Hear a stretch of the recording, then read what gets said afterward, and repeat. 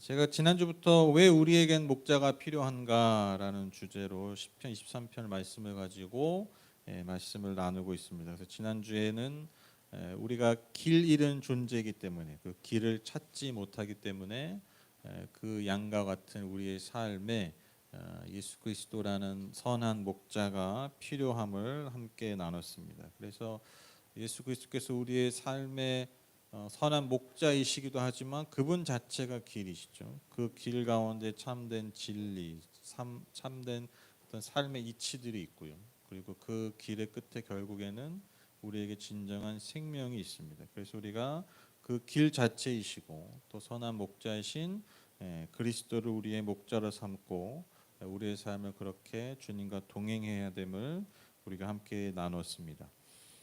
오늘은 왜 우리에게 목자가 필요한가에 대한 두 번째 메시지인데요. 보시다시피 제목처럼 우리는 언제나 해결되지 않는 결핍이 있기 때문입니다. 결핍.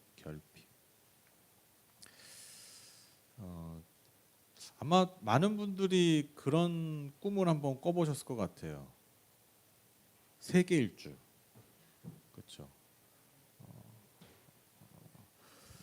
나는 음식이 안 맞아서 못해요. 뭐 이제 그런 분도 있는데, 저는 옛날부터 이제 그 소설도 있고 이제 그 옛날 드라마가 아니죠. 그 뭐죠? 만화로도 만들었는데 80일간의 세계 일주 막 이제 그런 거 보면서 저도 어릴 때부터 이렇게 막 전 세계를 돌아다니면서 막 유명한 어떤 유적지도 보고 관광지도 돌아다니고 박물관도 가고 막 이런 꿈이 있었어요. 그래서 많은 사람들이 세계 일주 해보는 거, 세계 여러 나라를 돌아다니는 거 그런 꿈을 꾸는 분들이 많이 있습니다. 실제로 또 요즘은 워낙 뭐 교통이나 이런 것들이 잘 돼 있기 때문에 많은 특히 젊은이들이 그 세계 일주를 꿈꾸면서 도전하고 돌아다니고 또 그 영상들을 막 이제 사진이나 영상들을 인스타나 또 유튜브에 올리기도 하죠. 그런데 그런 얘기를 하더라고요.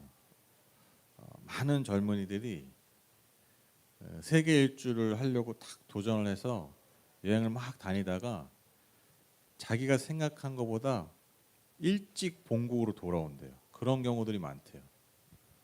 근데 그 돌아오는 이유가 뭐 예를 들면 사고가 나서나 뭐 어떤 뭐 돈이 없어서 이런 거다보다는 막 여행을 다니다가 갑자기 중간에 돌아오는 이유가 뭐냐면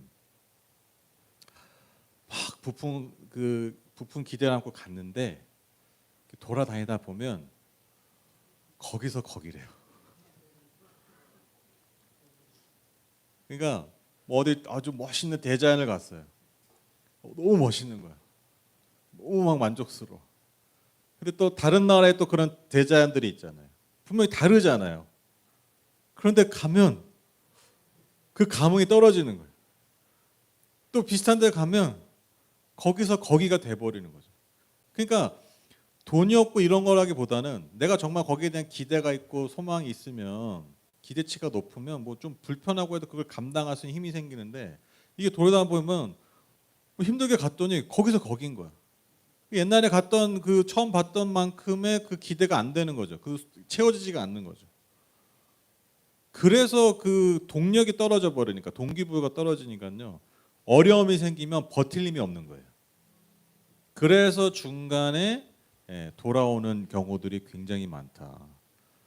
그런 얘기들을 하더라고요. 그래서 보니까 요즘 뭐 TV에 여행 유튜버들 이렇게 막 많이 나오잖아요. TV 많이 나오잖아요. 근데 이렇게 저도 이렇게 보면 요즘 이렇게 표정들을 보면 뭐 모르겠어요. 어떤 분 어떻게 볼지 모르지만 표정들이 그냥 이제 볼만큼 다 본 표정들이야. 물론 이제 뭐 방송용 리액션이 있지만 그런 막 어떤 그 날것의 그 감정이 느껴지진 않더라고요. 워낙 뭐 좀 속된 말로 달고 다른 사람들이라 여행에 있어서 여러분 이게 인간이죠. 뭐 이는 뭐 과학적으로 제가 뭐 늘 설명드렸다시피 이게 도파민의 영향입니다. 도파민의 영향. 인간은 어떤 것을 경험하면 그 경험을 비슷한 경험 만족을 얻기 위해서는 반드시 그거보다 더 나은 더 많이 그렇게 채워져야 여러분 그 정도의 만족을 겨우 느껴요. 겨우.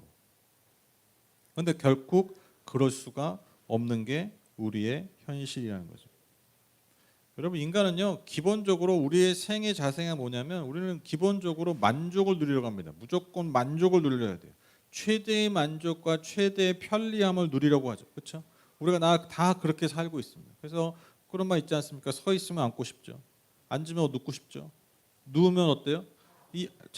자고 싶은데 또 자려고 하는데 이왕이면 에이스나 시몬스에서 자고 싶죠. 이왕이면 또 그게 이 끊임없는 욕심이에요. 그렇죠? 근데 이게 뭐 잘못됐다는 게 아니라 그냥 우리는 태어나서부터 그냥 근본적인 습성이 이런 삶이에요. 무언가 만족을 해야 됩니다. 뭔가 내가 최대한 편리함을 누려야 됩니다. 그런데 바로 이렇게 만족을 누려야 되는 이 인간의 습성 때문에 여러분 인간은요 역설적으로 결국 불만족할 수밖에 없고요. 그래서 결국 늘 결핍 가운데 살 수밖에 없습니다. 왜 그러냐면 잘 생각해 보세요. 우리는 늘 만족을 추구하잖아요. 만족해야 돼요. 그러면 그 만족을 성취하잖아요. 그럼 자 성취하면 끝납니까? 아니죠. 안 줬잖아요. 성취했죠. 그럼 뭐 하고 싶다고요? 또 다른 성취가 필요해요. 또 다른 만족이 필요해요. 눕고 싶은 거예요. 누웠어. 자고 싶어요. 그러니까 또 다른 성취에 또 뭐가 보여요? 결핍이 느껴요. 근데 또 비극이 뭐냐면 그나마 성취하면 다행이죠. 그 결핍의 기간이 근데 짧아질 뿐이에요. 근데 대부분 우리 어때요? 성취 못 하잖아요. 지금 다 성취 못 하셔서 교회 나오신 거잖아요. 그렇죠. 뭔가 성취가 안 돼서 지금 우리가 계속 하나님 찾는 거잖아요. 그나마 성취라도 하면 다행이에요. 우리는 계속해서 성취도 못 합니다. 그러니까 늘 결핍에 있어요. 심지어 여러분 만족한다 할지라도 무언가를 성취한다 할지라도 또 다른 결핍, 그러니까 그 순간부터 또 다른 결핍에 빠질 수밖에 없는. 그게 우리의 여러분 인생의 서클이에요. 피할 수 없는 굴레입니다. 그러니까요 너무나 참 인생이라는 게 역설적이기도 하면서도 좀 어떻게 여러분 들을지 모르겠지만 진짜 좀 속된 말로 진짜 먹 같은 게 인생이죠. 왜? 이 굴레를 벗어날 수가 없어요.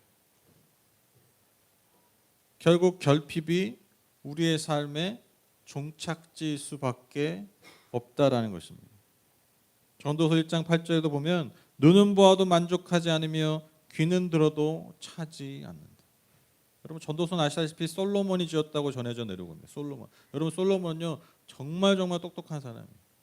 그리고 정말 가진 게 많은 사람이에요. 재산도 많았고요. 부인도 많았어요. 모두가 부러워할 만한 것들을 다 가진 사람이에요.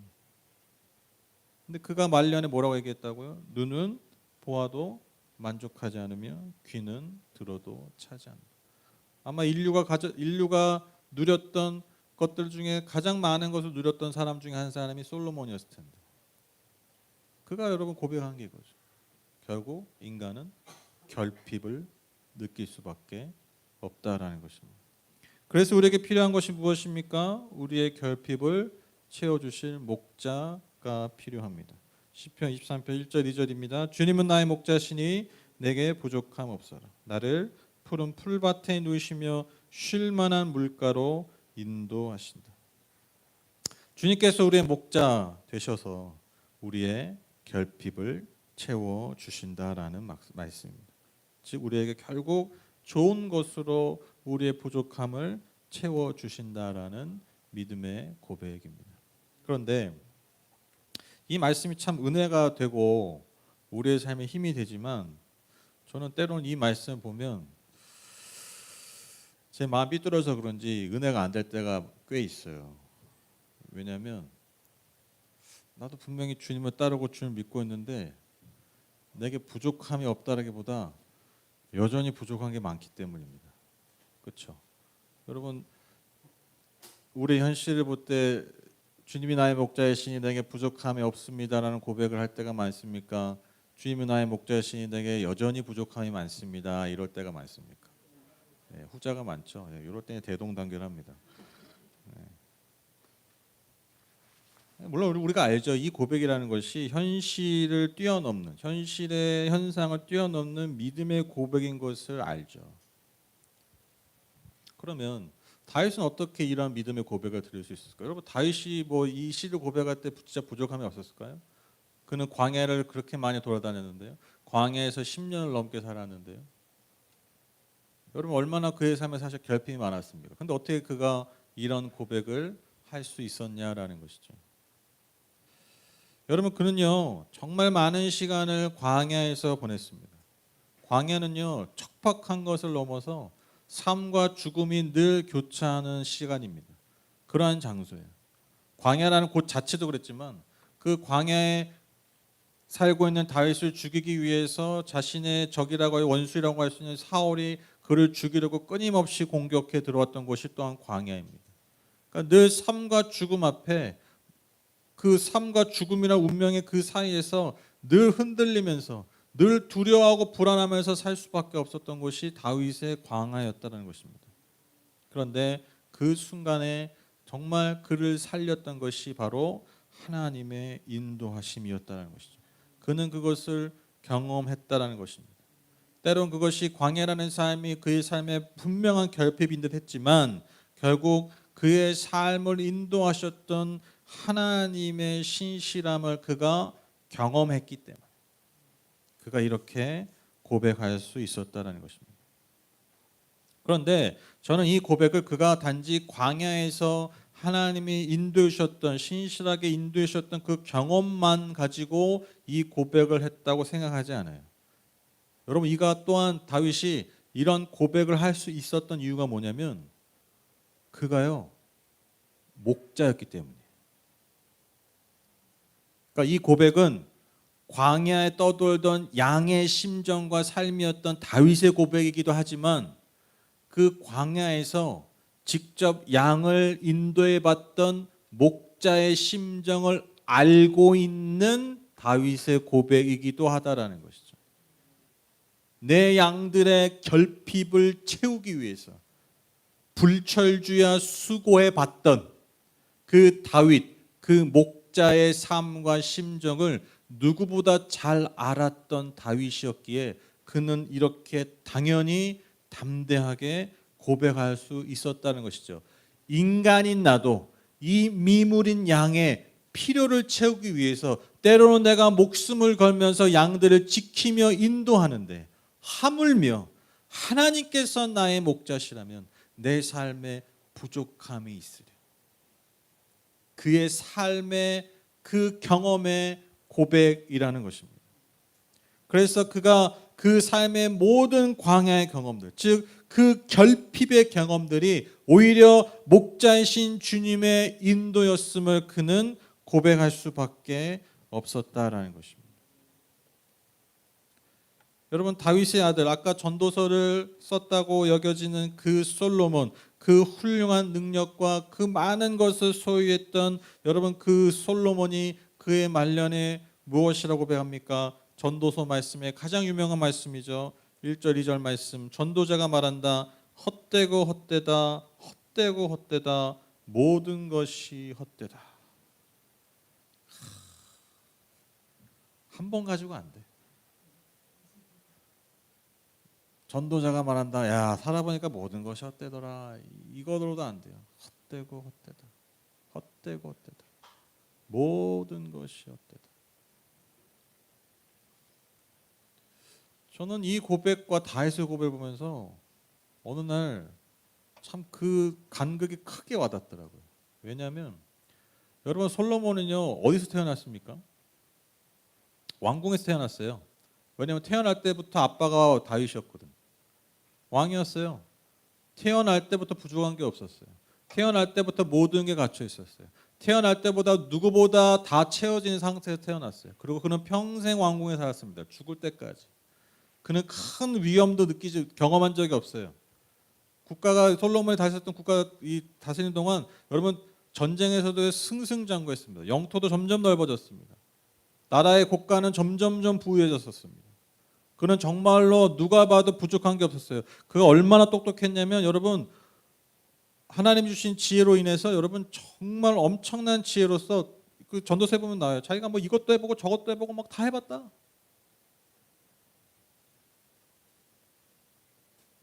평생을 왕궁에서 누가 봐도 부족함 없이 살았던 솔로몬이 그의 인생의 말년에 헛되고 헛되다 헛되고 헛되다 모든 것이 헛되다라고 고백했는데 아무것도 없는 광야, 생과 사가 늘 내 목전 앞에 나를 위협해 오는 그 광야에서 수많은 시간을 보냈던, 그리고 바로 그 광야의 그 결핍의 자리에서 여러분 다윗은 뭐라고 고백했습니까? 내게 부족함이 없습니다. 여러분 이 간극과 이 역사를 우리가 어떻게 설명할 수 있을까요? 다 채워져 있는 곳에 살았던 솔로몬은 다 헛되다고 했고, 아무것도 없는 광야 그 결핍 가운데 살았던 다윗은 오히려 내게 부족함이 없습니다라고 고백했습니다. 이 간극은, 이 역설은 어떻게 설명할 수 있을까요? 여러분 무엇을 가지고 사냐, 어디에 내가 살고 있냐가 중요한 것이 아니라 내가 진짜 무엇을 소유하고 있느냐가 중요한 거예요. 어디에 거하고 있느냐가 중요한 게 아니라 그 어디라는 곳에 내가 누구와 있느냐가 중요하다라는 것입니다. 그의 인생을, 그의 영혼을 책임지고 채워줄 수 있다라는 것입니다. 이게 다윗과 솔로몬의 결정적인 차이예요.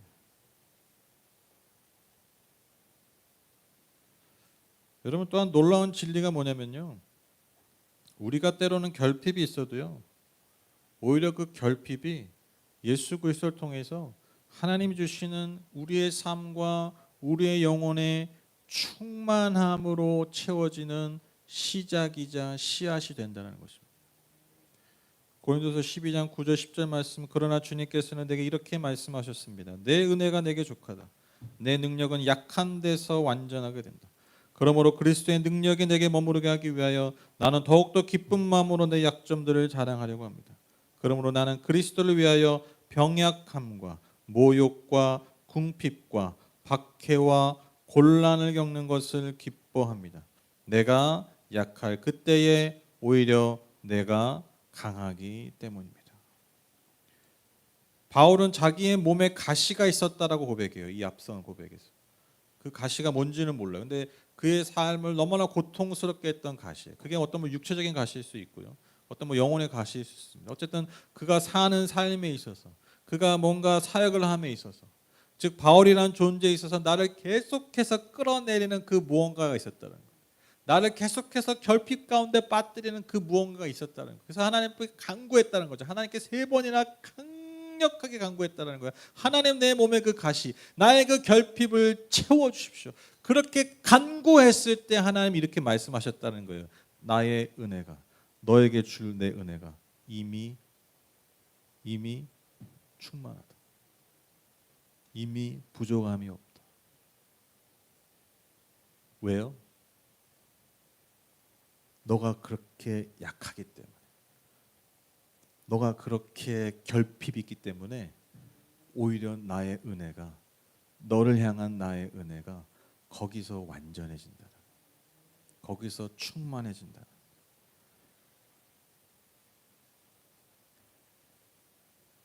바울의 삶은요, 그래서 그 목자 되신 그리스도의 이 은혜로 인해서, 이 결핍의 역설적인 채워짐으로 인해서 그 결핍의 역전을 경험하는 것이죠. 그러니까 그리스도가 우리의 목자 되신 것에 저는 가장 큰 축복이 뭐냐면 이거 같아요. 결핍이 역전되는 거예요. 결핍을 채워주는 수준이 아니에요, 여러분. 하나님 이거 채워주세요, 저거 채워주세요, 채워주는 수준이 아니에요. 왜? 채워주면 또 뭐예요? 또 기도할 거잖아요. 또 다른 기도 제목. 오케이, 하나님 오늘 이거 끝. 드디어 와 해결. 자, 그럼 다음 거요. 우리 계속 그렇게 살 거예요. 진짜 능력이 뭐냐는 거죠. 진짜 우리의 삶의 능력이 뭐냐는 거예요. 진짜 우리가 채워야 되는 게 뭐냐는 거죠. 결핍이 단지 채워지는 게 아니에요. 심지어 그 결핍마저도 그리스도 안에서 나의 능력이 되는 거죠. 결핍의 역전이 일어나는 겁니다. 여러분 다 결핍 있으시죠? 다 있으시죠. 그러니까 여기 나온 거라니까요. 여러분 결핍이 없으면 절대로 여러분 예배당 안 나오십니다. 그렇죠? 그렇죠? 내가 뭔가 결핍이 느끼니 그리고 그 결핍을 하나님을 통해서 채울 수 있다라고 믿기 때문에 그 뭐 믿음의 크기가 적든 크든 여러분 우리 안에 그러한 믿음이 있기 때문에 우리가 예배당에 나오는 겁니다. 우리가 주일날 하나님 앞에 나가는 거예요. 때로는 우리가 하나님의 삶의 삶 가운데서 하나님을 찾는 것입니다. 여러분 사실 우리가 결핍이 있다라는 게 때로가 아니죠. 대부분 그렇죠. 불편하잖아요. 짜증 나잖아요. 화나잖아요. 답답하잖아요. 그렇죠? 하나님 때는 원망스럽잖아요. 하나님께 서운하잖아요. 근데 한번 잘 생각해 보세요. 내가 되게 서운해하고 내가 때로는 화나고 내가 답답한 그 결핍 때문에 역설적으로 내가 계속 하나님을 찾고 있는 거예요.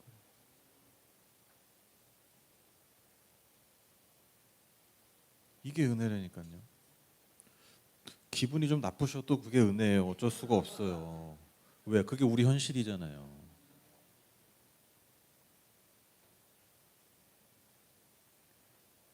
저는 진짜 그분의 말을 너무 마음에 와닿았어요. 여러분 그 오뚜기 그 회장 있잖아요.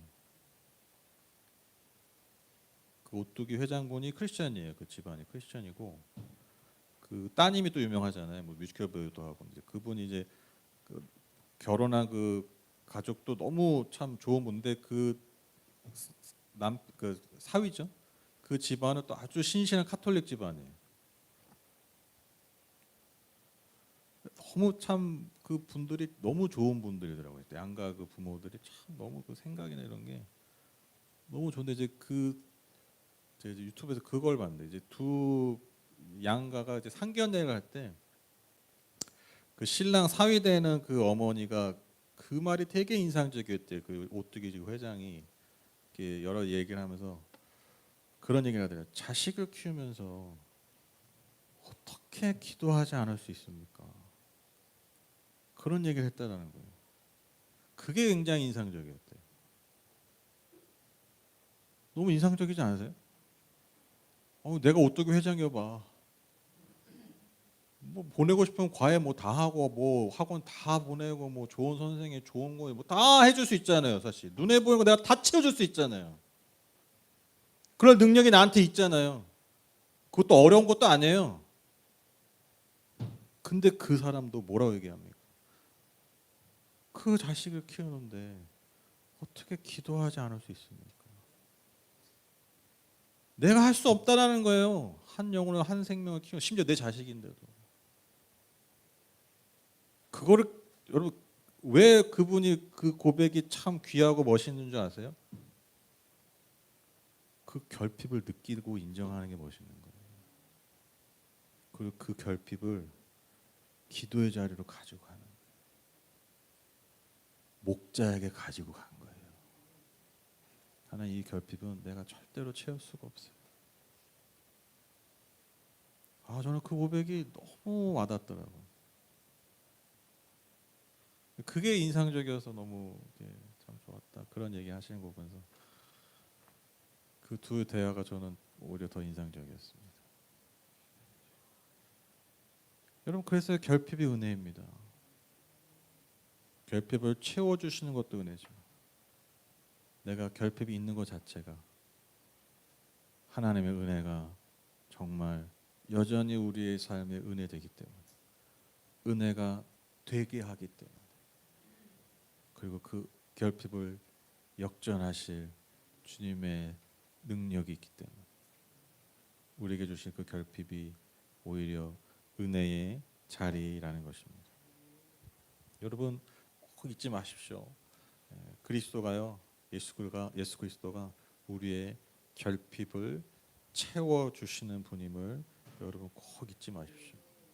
그러나 거기에 머무시는 분이 아닙니다. 주님은요, 심지어 그 결핍을 역전하셔서 당신의 그 풍성한 은혜와 능력으로 바꾸어 나갈 힘이 있으신 분이에요. 그렇게 우리를 늘 바라보시고 인도하시는 분임을 우리의 평생에 잊지 않았으면 좋겠습니다. 특별히 내 삶의 결핍의 순간에, 내 삶의 결핍을 정말 마주하는 그 순간에 그리스도의 이 마음, 이 뜻을 우리가 꼭 기억했으면 좋겠습니다. 결론을 맺겠습니다. 저도 참 결핍이 많았던 사람입니다. 정말 결핍이 많았어요. 뭐 환경적으로나 뭐 여러 가지로, 제 내면적으로나 정말 결핍이 너무너무 많았던 그런 사람입니다. 그래 보이나요? 뭐 보이는 건 그렇게 보이죠. 눈에 보이는 건 그럴 수 있는데. 근데 제가 참 예수 믿는 게 참 너무 좋다. 예수 믿는 게 진짜 너무너무 좋다. 저희가 목사지만 예수 믿는 게 참 너무너무 좋다라고 정말 절감하는, 제 영혼이 정말 절감하는 순간이 뭐냐면, 뭐 하나님 뭐 다 해주실 때가 아니에요.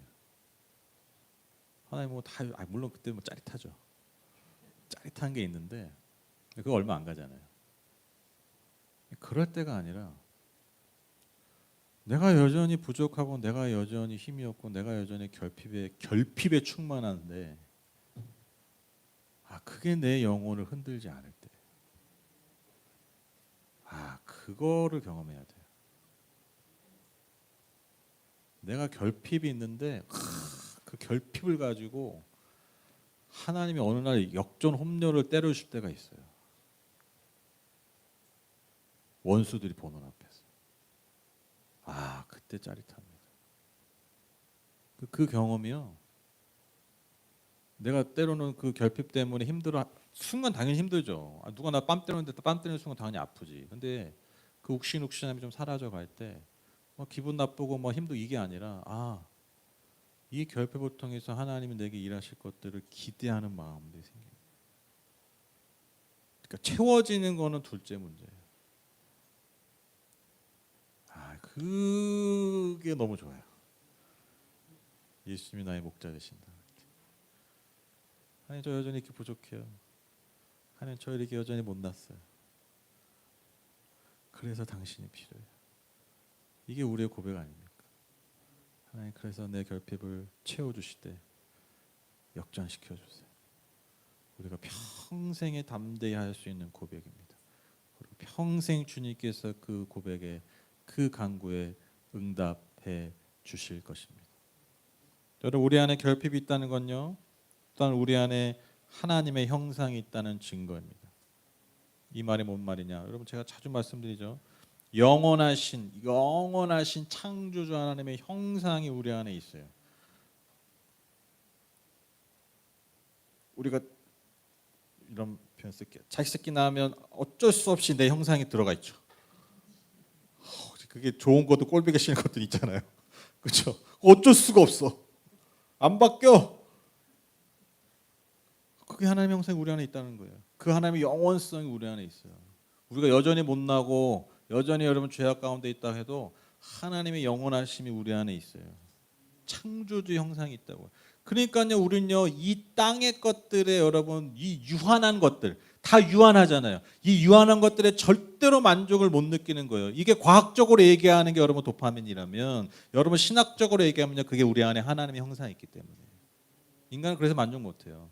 내가 하나님의 그게 있는데 어떻게 이 땅에 유한한 것들을 우리를 채울 수 있어요? 못 채워요. 절대로 못 채워요. 그래서 여러분, 인간은 어떻게 채워줄 수 있습니까? 인간의 결핍을 어떻게 근본적으로 근원적으로 채울 수 있어요? 그 우리보다 더 크신 그 진정한 영원하신 그 창조주 안에 들어갈 때만 우리가 채워져요. 이게 신학적 결론입니다. 성경의 결론이에요. 그게 우리에게 주신 천국입니다. 그래서 여러분, 우리는요, 우리의 생명, 우리에게 주신 생명과 그 어떤 것도 우리는 바꾸지 않죠. 왜? 나보다 귀한 거 여러분 이 땅에 없어요. 그래서 우리는 나보다 더 큰 존재 안에 있을 때 우리의 결핍을 정말 채울 수 있습니다. 내 영혼의 만족을 경험할 수 있습니다. 여러분, 우리의 평생에, 내 평생에 창조주 되시고 우리의 목자이신 예수 그리스도만을 섬기며 따르며 동행하시는 저와 여러분 되시기를 간절히 축복합니다. 그래서 우리 영혼을 채우시기도 하지만 그것을 역전하시는 그 놀라운 은혜를 경험하는 저와 여러분 다 되기를 주님의 이름으로 축복합니다. 기도하고 마치겠습니다.